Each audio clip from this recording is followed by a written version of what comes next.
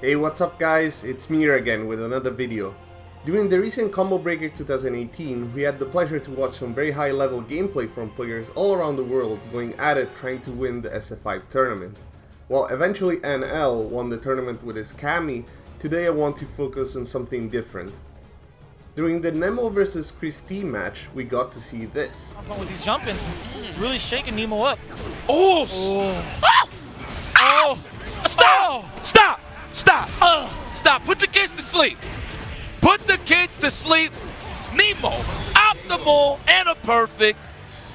Now, headbutt loops are nothing new. In fact, they've been around since the character was released, but it seems like they're still poorly understood, especially when it comes down to how to execute them properly.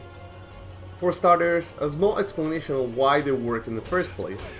Normally, light punch and medium punch headbutts are not advantageous enough on hit to combo afterwards, but by spacing them properly you're able to make them more plus by hitting the opponent later during the active frames.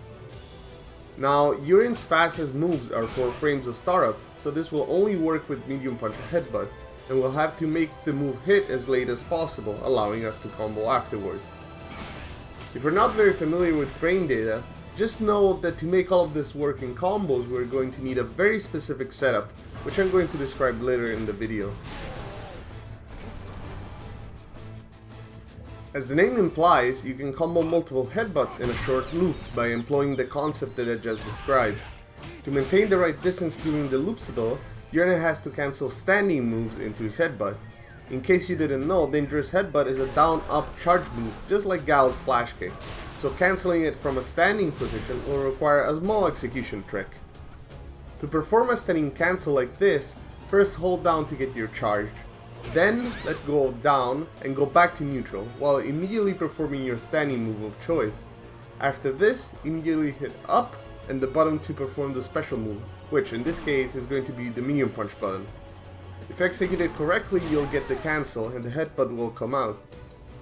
The reason why this works is because there's a relatively large buffer window to allow you to perform charge moves correctly, and by using this buffer we're able to use our down charge even when standing up.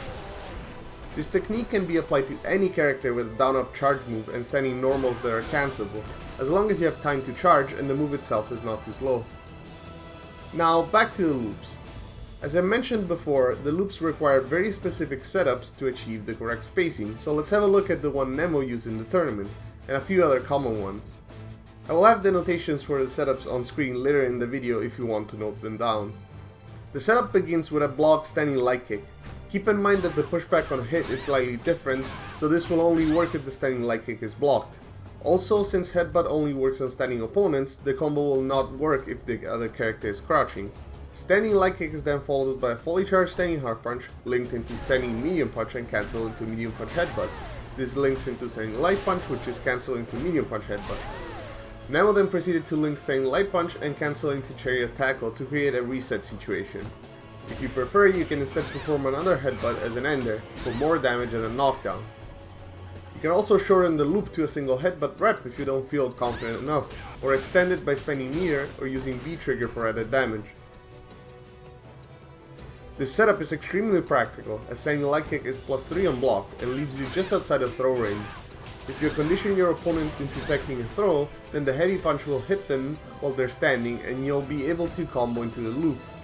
They might also get crush countered if you're reacting too slowly, and you'll be able to follow up with a full combo, although it will deal less damage than the loops. Of course, since a charged standing heavy punch is actually quite slow, you can get hit out of it if the opponent decides to challenge you, so keep that in mind. Another setup worth discussing is off of a block charged standing hard punch at point blank distance. It also works after hitting the opponent with 4 hard punch overhead from the same range.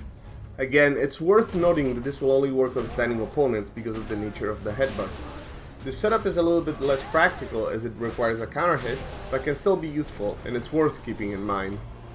Now, another popular use for the headbutt loops is for post-stun combos. Since your opponent is unable to move anyways, you can set yourself up at the right distance to make the loops possible. The biggest difference with the setups that I've listed before though, is that the pulse stun setups don't work on everyone reliably, as certain characters have different push boxes and hurt boxes when they wake up from a stun. I will list a couple of setups that work on the majority of the cast. The first setup is off of any stun. Just walk or dash towards the opponent until you touch their body, then whiff a heavy punch fireball and jump over their heads to the other side.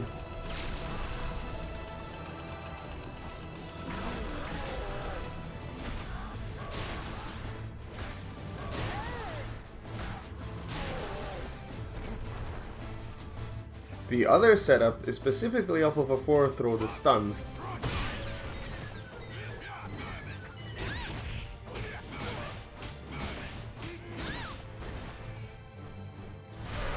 When executing this setup, make sure to perform the headbutt with just down and up without hitting left or right to not screw up the spacing.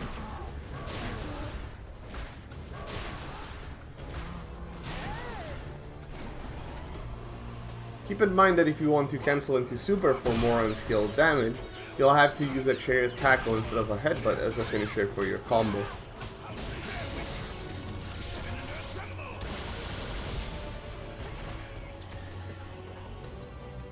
As promised, here are the setup notations in case you guys want to write them down for future reference.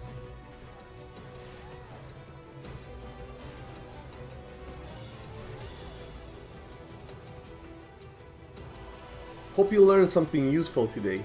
Make sure to let me know in the comments if you have any questions. Don't forget to like the video and subscribe to the channel for more content like this, and until next time.